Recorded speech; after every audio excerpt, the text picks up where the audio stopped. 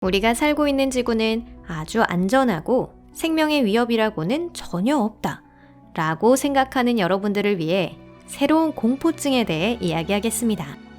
그 공포증이란 암흑물질에 의한 죽음입니다. 정확히 말하면 그 공포증에 대해 이야기한 것은 클리블랜드에 있는 케이스 웨스턴 리저브 대학의 과학자들인데요. 그들은 불과 1마이크로미터의 암흑물질이 인간의 신체를 통과하게 된다면 과연 어떤 일이 생길 것인가에 대한 연구를 진행했습니다. 여러분 안녕하세요. 미리 조금 알려드리자면 아마 좋은 일이라고는 하나도 없지 않을까요? 그리고 그뿐만 아니라 우주에서 가장 수수께끼 같은 물질이 지구상의 생물 종족에 대한 새로운 대량 멸종을 일으킬지도 모른다는 것입니다. 여러분, 여기는 토픽입니다. 오늘은 암흑물질 덩어리가 인체에 어떤 결과를 초래하는지, 그리고 그것이 지구 전체에 어떤 위협을 초래하는지 이야기해보고자 합니다. 놀랄 준비 되셨나요? 그럼 시작하겠습니다.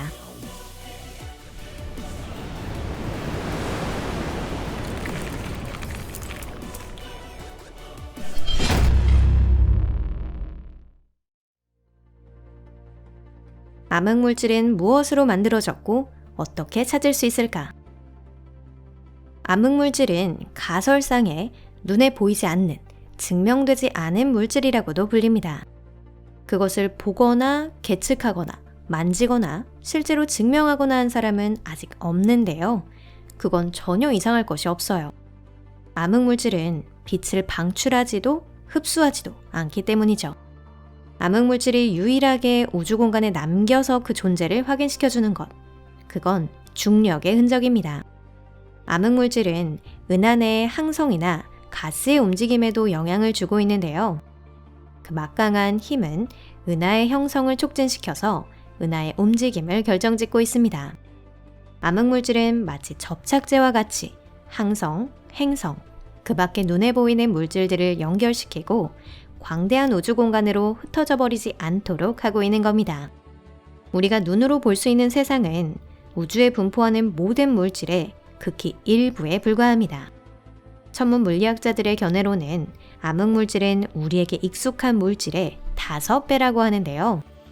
항성, 행성, 가스, 먼지, 소행성이나 해성, 여러분들과 주변에 성 가진 이웃들은 관측 가능한 우주의 총 질량의 4.9%에 불과합니다. 반면 암흑물질이 차지하는 비율은 26.8%이죠. 암흑물질의 후보로는 원시 블랙홀, 가설상의 소립자 엑시온, 약하게 상호작용하는 질량입자 윈프, 비활성 중성미자 등 다양한 물체가 거론되고 있습니다. 그런데 한편으로 대부분의 암흑물질은 질량이 1g 이상인 큰 물체로 구성되어 있다고 주장하는 설도 있습니다. 그 물체는 매크로라고 불리는데요.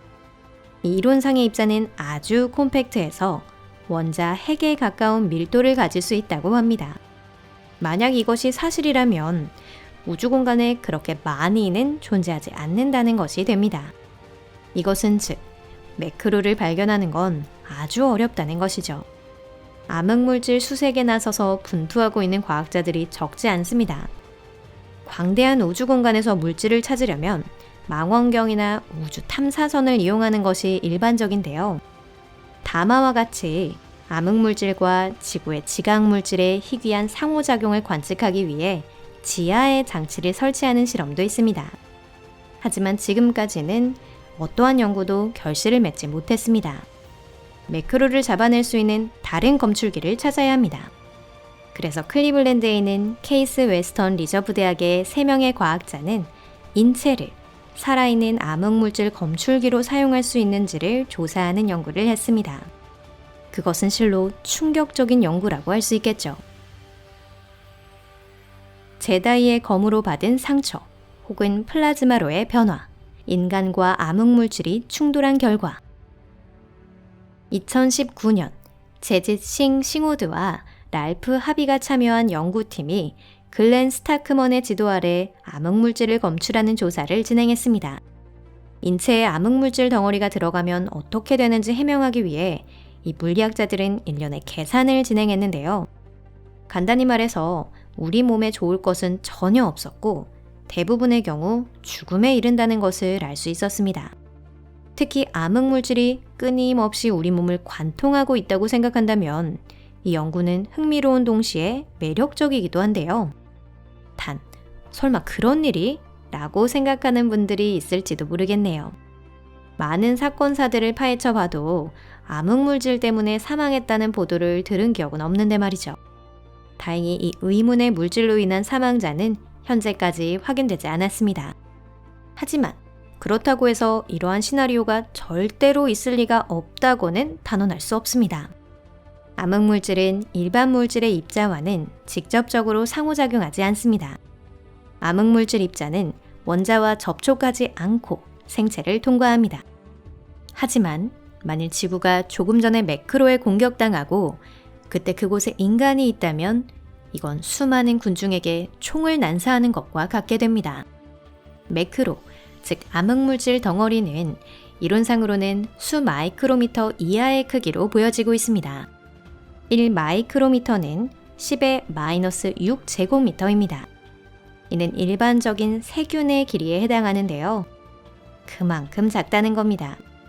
그런데 만약에 어떤 상황에서 기관총 탄환의 공격을 당할지 수 마이크로미터의 암흑물질에 맞을지 선택하라고 한다면 글렌 스타크먼은 전자를 선택하라고 권합니다.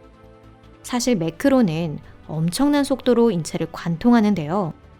그리고 매크로가 충돌한 곳은 섭씨 1000만 도로 가열이 됩니다.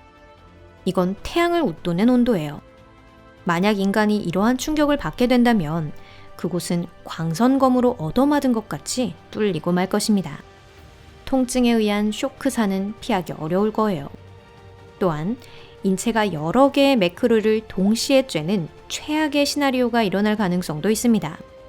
이 경우 피해자는 원자로 분해되어 증발하고 플라즈마가 될 것입니다. 조금 불안해지신 분들이 있다면 안심하세요. 태양계는 우리 은하에서 좋은 위치에 있기 때문에 지구 근방의 우주 공간은 암흑물질의 농도가 아주 낮습니다. 어떤 설에 의한 이론에 따르면 암흑물질이 집중되어 있는 곳은 은하의 중심이라고 합니다. 우리의 고향인 태양계는 우리 은하의 중심에서 2580만 광년 떨어진 작은 오리온자리 나선 8부분의 가장자리에 위치해 있습니다. 그래요. 우주의 변방 생활에는 그 나름의 매력이 있는 겁니다. 애리조나 대학의 과학자 에단 시겔과 샤오인 슈우는 태양계에는 최대 10의 20제곱킬로그램의 암흑물질이 존재한다는 계산을 했습니다. 이는 소형 소행성의 질량과 맞먹으며 지구 질량의 0.0018%에 해당합니다. 그러면 여기서 다시 글렌 스타크먼 팀이 한 계산으로 돌아가 볼까요? 과학자들은 인간이 암흑물질에 노출되어도 죽을 우려는 없다고 생각하고 있습니다. 인체의 밀도가 높은 반면 암흑물질 자체의 밀도는 낮기 때문이죠. 만일 슈퍼 청소기를 발명해서 지구상의 모든 인간에게서 암흑물질을 추출한다고 해도 그 양은 1나노그램을 넘지는 않을 것입니다. 글렌 스타크먼은 인체에는 상시 10의 마이너스 22제곱킬로그램의 암흑물질이 포함된다는 결론에 도달했습니다. 평균적인 신장에 체중 70kg, 연령 80세의 인간을 가정해서 생각해보면 일생의 총량 약 1mg의 암흑물질이 체내를 통과하게 됩니다. 즉, 은하의 중심을 여행하고 온 것이 아니라면 암흑물질은 흡연이나 기름기 많은 음식을 과식하는 것에 비해 우리 몸에 미치는 해가 적다는 것입니다. 인체엔 위험하지 않지만 인류에는 위협적인가?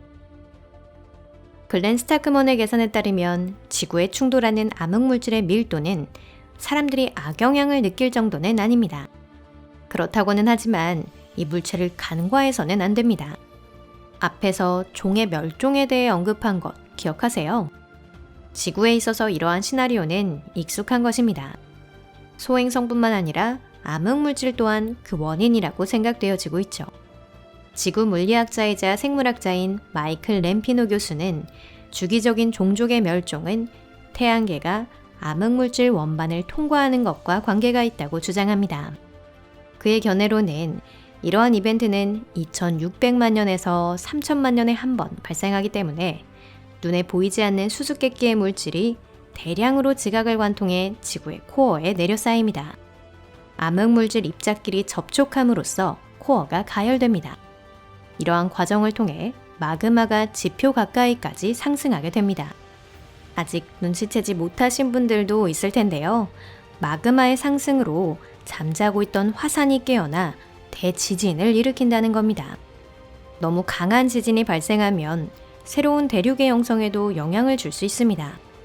이러한 혼란 속에서는 생물의 사망률이 몇 배로 늘어나는 것도 이상한 일이 아닐 거예요. 딱 이렇다 할 정확한 무엇이 있다고는 할 수 없지만 다음에 멸종하는 것은 바로 호모 사피엔스일지도 모른다는 것입니다. 2018년에 S1 스트림을 통과했을 때 지구는 이미 암흑물질의 폭풍과 조우했다고 생각되어집니다. 그 스트림의 방아쇠가 된 것은 외소은하와 우리은하의 충돌이죠. 지구상의 기기로는 수수께끼의 물질의 입자를 관측할 수 없었습니다. 하지만 그럼에도 불구하고 과학자들은 지구가 과도한 양의 암흑물질에 접촉되었다고 확신하고 있답니다. 이것으로 오늘 영상은 끝입니다. 여러분 시청해주셔서 감사합니다. 끝으로 말씀드리고 싶은 건 이것조차도 인류에게 가장 큰 위협은 아니라는 것입니다.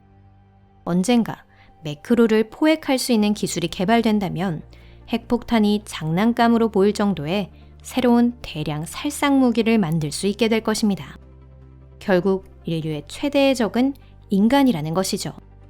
우리는 인류가 이 훌륭한 종족을 존속시키기 위한 힘과 지혜를 찾을 수 있기를 간절히 바랍니다. 그럼 여러분 함께 해주셔서 감사합니다. 다음에 또 뵐게요. 안녕히 계세요.